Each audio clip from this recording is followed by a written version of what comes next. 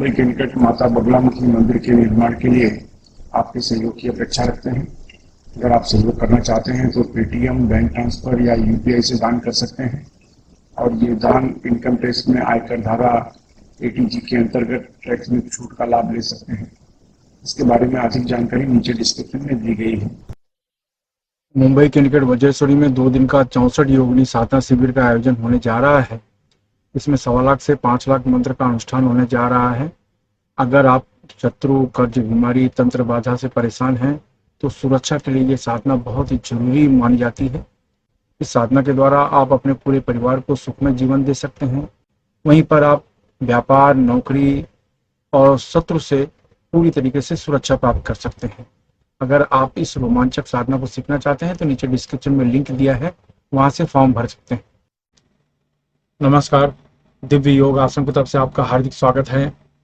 आज हम धन्वंतरी आकर्षण बीज मंत्र की चर्चा करेंगे और जानने की कोशिश करेंगे कि धन्वंतरी आकर्षण बीज मंत्र या धन्वंतरी आवाहन बीज मंत्र क्या होता है। अगर हम धन की चर्चा करते हैं तो हमारे मन मस्तिष्क में हमेशा माता लक्ष्मी का नाम याद आता है। लेकिन क्या धन को ही लक्ष्मी कहा गया है? धन के बहुत से स्वरूप हैं। उनमें एक स्वरूप है आपका स्वास्थ्य है, आपका हेल्थ। अगर हेल्थ आपका इस लायक नहीं है तो धन आपके किस काम का? तो आपके स्वास्थ्य को, आपके हेल्थ को भी धन कहा गया है। यह अगर आपके जीवन में नहीं है तो कितने भी प्रकार के आपके पास भौतिक सुखों की भरमार हो तो भी आप उसका लाभ नहीं उठा पाएंगे। तो देह सुख बहुत जरूरी है, स्वास्थ्य बहुत जरूरी है और इसलिए भगवान धन्वंतरी की साधना की जाती है। तो आज जो हम आपको बताने जा रहे हैं भगवान धन्वंतरी का आवाहन बीज मंत्र। मंत्र और आवाहन बीज मंत्र में यही फर्क होता है कि मंत्र में ओम लगता है और बीज मंत्र में ओम नहीं लगता। कभी कभी आप महसूस करते हो कि आपके पास धन की कोई कमी नहीं है, फिर भी कोई ना कोई आपके घर में बीमार रहता है, उसके दवा के ऊपर आपका खर्च होता है, आपकी आर्थिक स्थिति बिगड़नी शुरू हो जाती है। एक ठीक होता है तो दूसरा बीमार होता है, दूसरा ठीक होता है तो तीसरा बीमार होता है। एक बीमारी गई तो दूसरी आती है, दूसरी गई तो तीसरी आती है। आपका पूरा जीवन इन्हीं बीमारी के ऊपर ही घूमता रहता है। आप अपने काम की तरफ ध्यान ही नहीं दे पाते। कुछ बीमारियां ऐसी होती हैं जो डॉक्टरों की समझ में नहीं आता। डॉक्टर ये रिपोर्ट निकालते हैं, वो रिपोर्ट निकालते हैं, दुनिया भर का उपाय कर डालते हैं, दुनिया भर की दवा दे देते हैं, लेकिन कोई लाभ नहीं मिलता। तो आपको धन्वंतरी की शरण में जाना चाहिए। आपके कार्य में जो आपकी प्रगति होती है उसमें जो बाधक होता है आपका हेल्थ, आपका स्वास्थ्य, तो ये अगर बाधा बन रहा है तो आपको धन्वंतरी की शरण में ही जाना चाहिए। याद रखो, आपका स्वास्थ्य पहले नंबर पर होना चाहिए, बाकी चीजें दूसरे नंबर पर होनी चाहिए।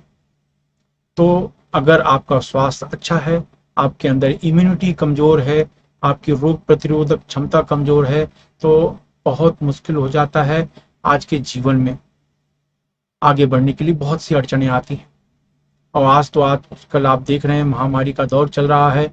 आपके अंदर रोग प्रतिरोधक क्षमता बहुत ज्यादा होनी चाहिए, सामान्य नहीं होनी चाहिए बल्कि उससे कहीं ज्यादा होनी चाहिए। इसलिए खान पान पर भी लोग ध्यान रखते हैं और आध्यात्मिक रूप से इनके मंत्रों का भी आपको अभ्यास नियमित रूप से करना चाहिए, जिससे आपकी रोग प्रतिरोधक क्षमता बढ़ती रहे। तो इसीलिए आज सभी बीमारियों से मुक्त होने के लिए या सभी प्रकार की बीमारियों से बचाव करने के लिए धन्वंतरी आवाहन बीज मंत्र का प्रयोग हम करेंगे।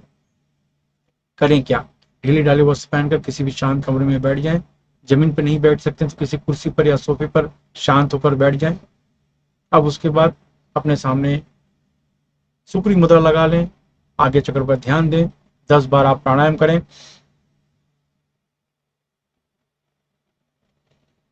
यानी जोर से सांस खींचा, रोक के रखा, जितनी देर तक हो सके रोक के रखा, फिर धीरे से छोड़ दिया। इस तरीके से 10 बार आपको प्राणायाम करना है। और प्राणायाम करने के बाद फिर आपको धन्वंतरी आवाहन बीज मंत्र ह्रीं ह्रौं धन्वंतरे क्लीं वौसठ, ह्रीं ह्रौं धन्वंतरे क्लीं वौसठ, ह्रीं ह्रौं धन्वंतरे क्लीं वौसठ। मैं एक बार इस मंत्र को फिर से रिपीट करता हूँ। ह्रीं ह्रौं धन्वंतरे क्लीं वौसठ, ह्रीं ह्रौं धन्वंतरे क्लीं वौसठ, ह्रीं ह्रौं धन्वंतरे क्लीं वौसठ। इस मंत्र का उपांशु जाप करें, यानी धीमी आवाज में जाप करें, आपकी आवाज आपके कमरे से बाहर जाने न पाए। 11 माला 11 दिन तक इस मंत्र का जाप करें।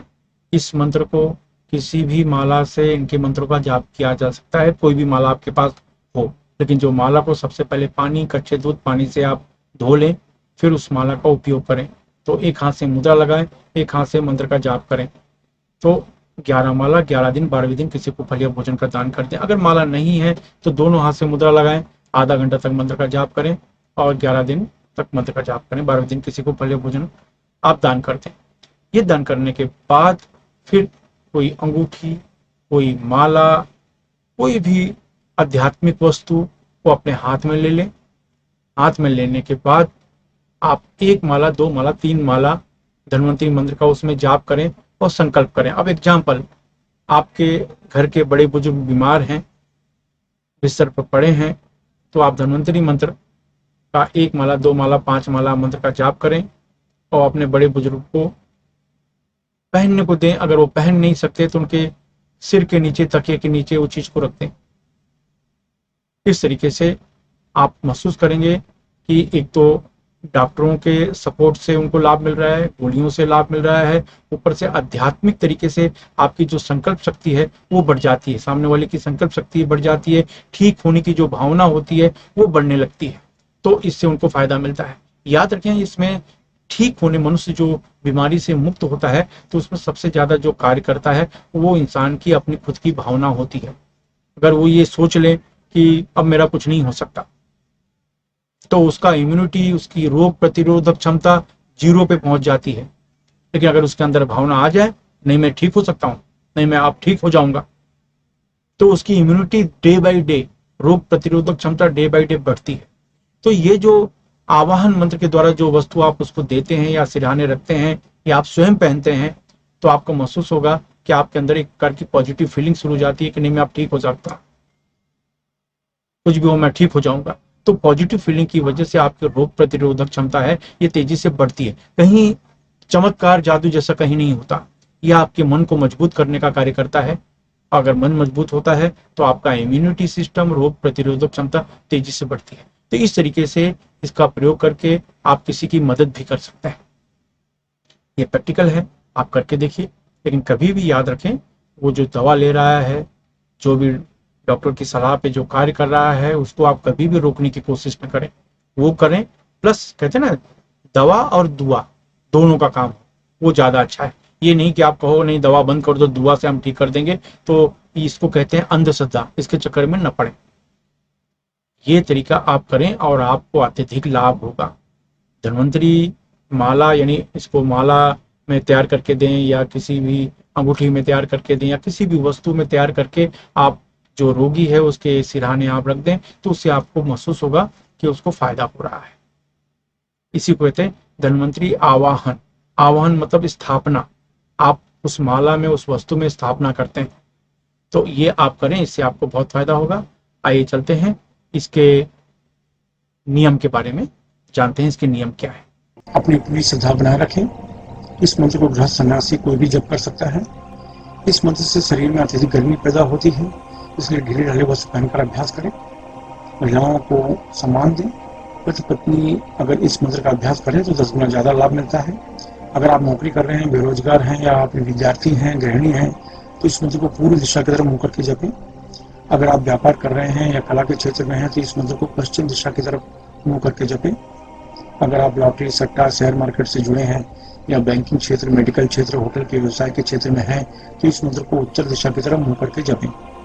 अगर आप जमीन खरीदने बेचने का कार्य करते हैं, खेती का कार्य, कोयला, लोहा, चमड़ा तथा तेल के क्षेत्र में हैं या कोई ऐसा कार्य करते हैं जिसमें आपको ब्रोकरेज देना पड़े या लेना पड़े, यानी दलाली लेनी पड़े या देनी पड़े, तो इस मंत्र को दक्षिण दिशा की तरफ मुंह करके जपें। इस मंत्र का जप 18 वर्ष के ऊपर कोई भी स्त्री पुरुष कर सकता है। याद रखें, जब भी आप कोई अच्छे कार्य की शुरुआत करते हैं या संकल्प करते हैं, तुरंत कोई न कोई अड़चनें आनी शुरू हो जाती है, इसलिए प्रबल संकल्प के साथ अभ्यास करें। इस मंत्र का जाप सूर्यास्त के बाद करें तो लाभ ज्यादा मिलेगा। धूम्रपान, मद्यपान, व्यसन, मांसाहार से बचें। ब्रह्मचर्य का सख्ती से पालन करें। मासिक धर्म की समस्या में महिलाएं 3 से 5 दिन का गैप करके फिर आगे कंटिन्यू कर सकती हैं। इस अभ्यास को किसी भी शांत कमरे में कर सकते हैं। अभ्यास समाप्त होने के बाद अश्विनी या वज्रली मुद्रा अवश्य अपनाएं। यह मुद्रा आपको ब्रह्मचर्य का पालन करने में मदद करती है। अश्विनी या वज्रली मुद्रा क्या है, ये जानने के लिए नीचे डिस्क्रिप्शन में लिंक दिया है, वहां से आप जानकारी प्राप्त कर सकते हैं। मुंबई के निकट वज्रेश्वरी में 2 दिन का अघोर अष्टलक्ष्मी साधना शिविर का आयोजन होने जा रहा है। इसमें 1.25 लाख से 5 लाख मंत्र का अनुष्ठान होगा। इसमें माता लक्ष्मी के सभी स्वरूपों की गोपनीय विधि से साधना करवाई जा रही है। इसकी वजह से साधक को कार्य सिद्धि, व्यापार सिद्धि के साथ सभी तरह के भौतिक सुखों की प्राप्ति होती है। अगर आप कार्य व्यापार में असफलता, नौकरी में असफलता, प्रमोशन, धन से संबंधित विवाद को समाप्त करना चाहते हैं तो इस साधना में अवश्य भाग लें। अगर आप इस साधना को सीखना चाहते हैं तो नीचे डिस्क्रिप्शन में लिंक दिया है, वहां से इस साधना में भाग ले सकते हैं। किसी कारण से आप पर्सनली नहीं आ सकते तो इसे ऑनलाइन भी भाग ले सकते हैं।